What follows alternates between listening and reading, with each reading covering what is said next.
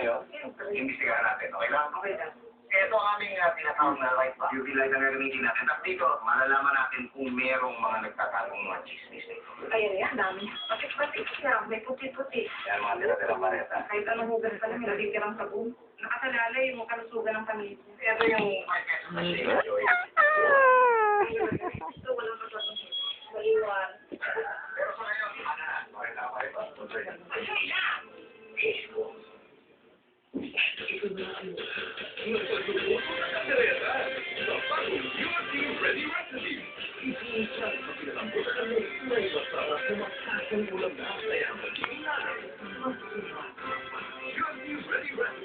Every comfort is 2 times stronger ang happiness taste.